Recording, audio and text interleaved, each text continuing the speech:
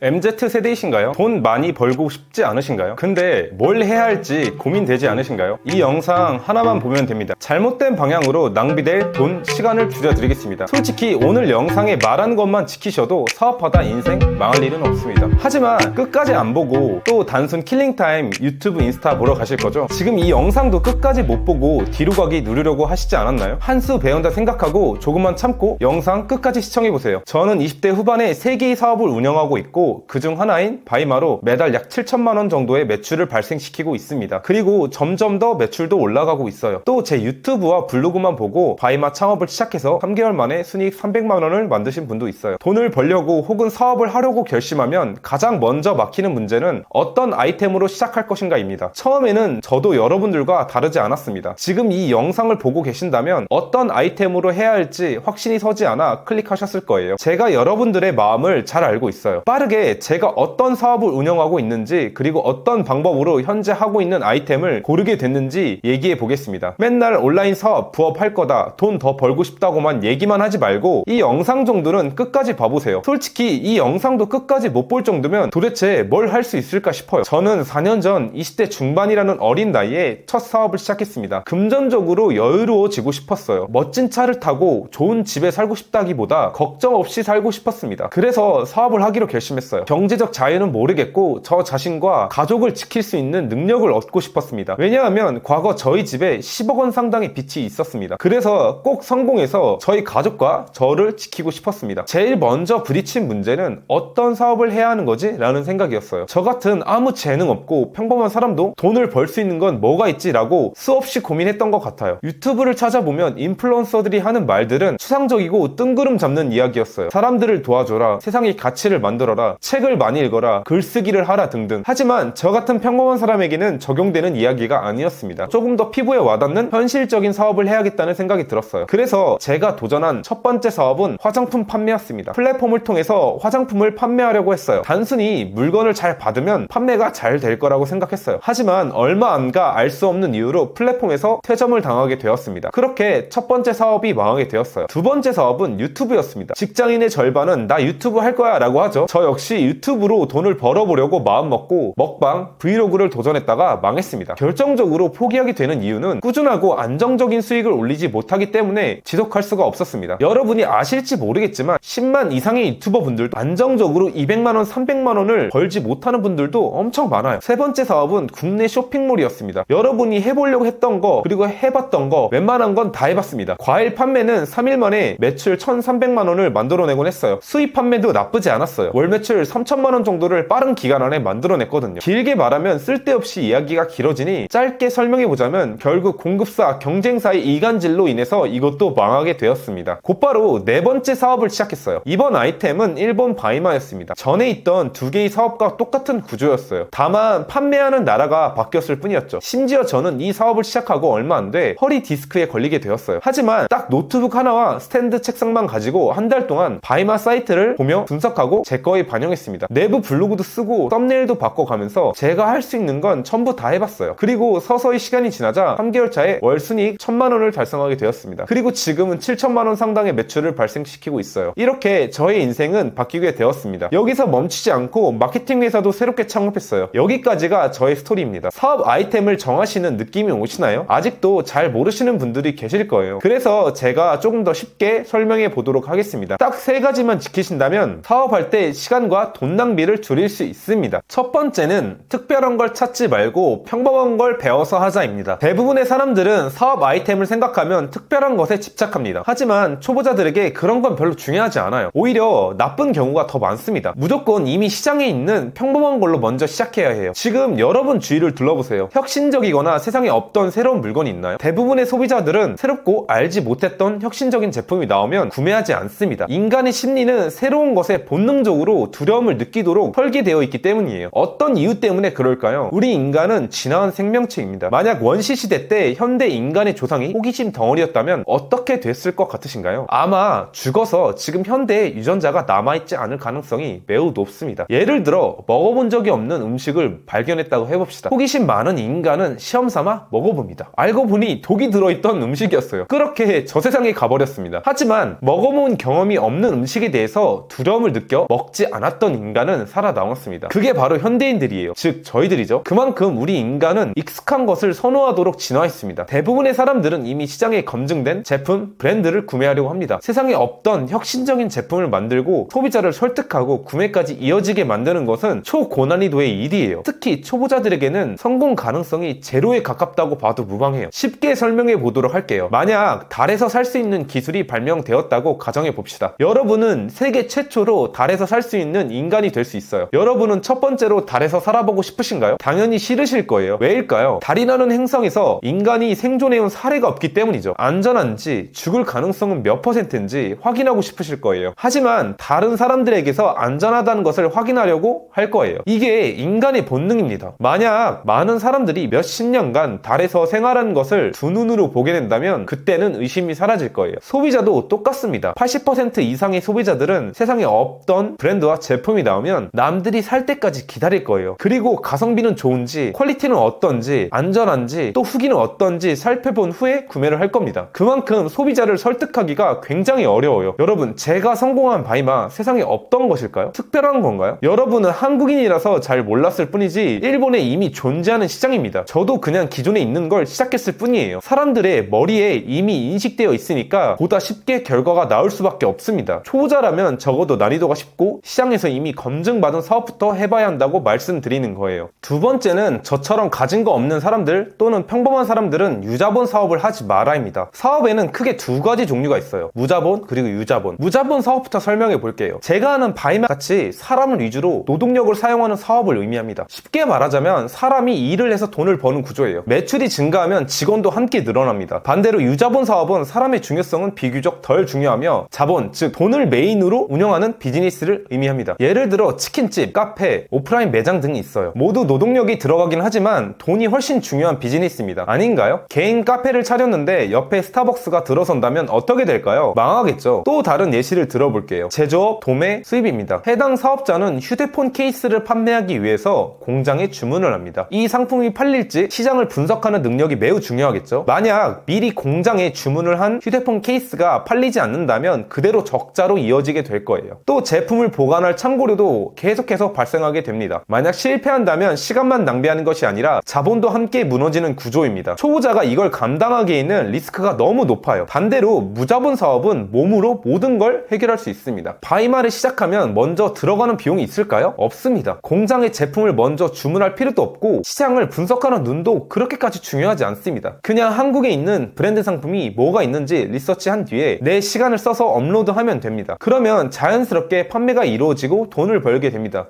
즉 몸으로 때우는 거죠. 안 팔리면 어떻게 되나요? 잃는 돈이 있을까요? 없습니다. 단순히 시간만 사용하게 돼요. 사실 이것도 경험을 쌓았기 때문에 매우 유의미하게 보낸 것이죠. 사실 대부분의 사업가들은 무자본으로 첫 사업을 시작합니다. 그리고 돈과 경험을 쌓고 점차 유자본 사업으로 옮겨가게 돼요. 여러분도 똑같이 하시면 됩니다. 세 번째는 큰 시장을 선택하지 말아입니다. 초보자분들이 이런 질문을 하세요. 시장이 커야 좋은 거 아닌가요? 우리나라에서 시장 점유율이 제일 높은 상품이 뭘까요? 반도체입니다. 사업에서 시장성이 큰 게 중요하다면 반도체를 파시면 됩니다. 그런데 우리가 반도체를 만들어서 팔 수 있나요? 없겠죠. 시장이 크다면 자본의 규모가 큰 기업들, 즉 대기업이 많이 뛰어들게 됩니다. 먹을 수 있는 돈이 많기 때문이에요. 만약 초보 사업자가 도전한다고 하더라도 경쟁도 치열해집니다. 기술의 장벽도 올라가겠죠. 무조건 초보자는 지는 게임이 되는 거예요. 제가 만약 반도체 회사를 창업한다면 SK 하이닉스와 삼성전자와 경쟁해서 이길 수 없어요. 그래서 시장이 작은 곳에서 시작해야 합니다. 시장이 작으면 규모가 큰 기업들이 들어오지 않아요. 자기네들이 들어가서 먹을 수 있는 수익을 낼 수 없다고 판단해서 그래요. 제가 활동하고 있는 바이마라는 곳은 1년에 순이익이 200억 수준입니다. 그중 1위 판매자가 돈을 얼마나 벌겠어요. 물론 우리들 입장에서 커 보이지만 사실 큰 회사들에게는 굉장히 작고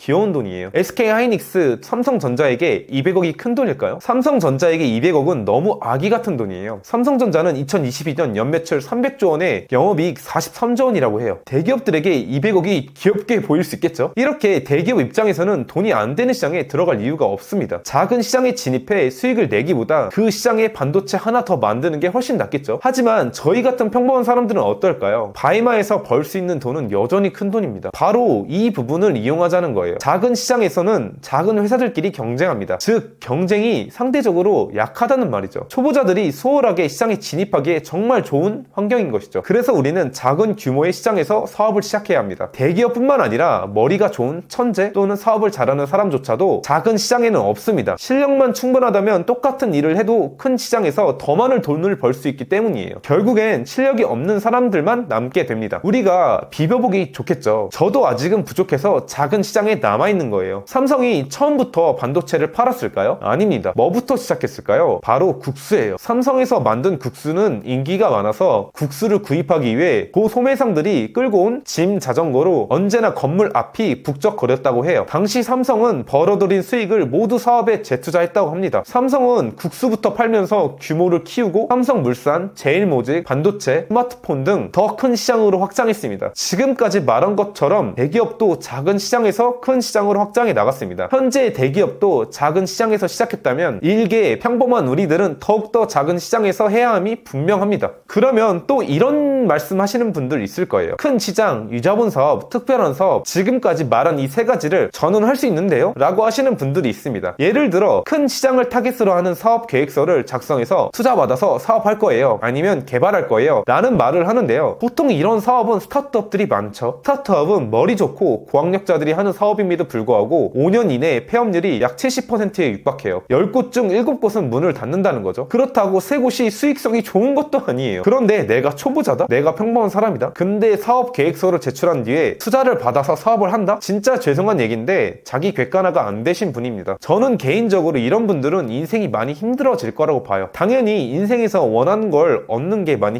힘들어지시겠죠. 여러분이 사업 아이템을 고를 때 추가적으로 고려하면 좋은 것이 하나 있습니다. 바로 비즈니스 구조가 심플해야 해요. 스타트업 같이 프로세스가 복잡한 사업은 투자를 받아서 사람을 모으고 개발자도 뽑고 마케터도 뽑고 여기에다가 투자자들의 압박까지 받으며 수익을 내야 해요. 만약 여기서 하나라도 부러지게 된다면 사업이 망하게 됩니다. 초보자가 망할 확률은 99% 이상입니다. 천재 1%는 잘하면 될 수 있어요. 근데 이거 보는 저를 포함한 여러분은 천재가 아니잖아요. 비즈니스 구조는 이래야 해요. 내가 이거 가지고 있는데 이거 살래? 응 살래. 이렇게 간단해야 해요. 사업 수익화가 복잡하게 되면 돈을 벌기가 어렵습니다. 그래서 스타트업들이 망할 확률이 높은 거예요. 돈을 버는 구조가 너무 복잡합니다. 이 정도 말했으면 왜 사업이 심플한 구조를 가져야 하는지 아시겠죠? 지금까지 사업 아이템을 고를 때 주의해야 하는 세 가지에 대해서 알아보았습니다. 이 세 가지만 지키셔서 사업을 하신다면 인생이 망가지거나 망할 일은 없습니다. 초보자들은 항상 리스크를 최소화해야 한다는 것을 반드시 기억해 주세요. 혹시 제가 하고 있는 바이마 사업에 대해서 궁금하신 분들은 아래 고정 댓글 링크를 참고해 주세요. 내용이 도움이 되셨다면 구독과 좋아요를 눌러주세요. 행복한 하루 되세요. 감사합니다.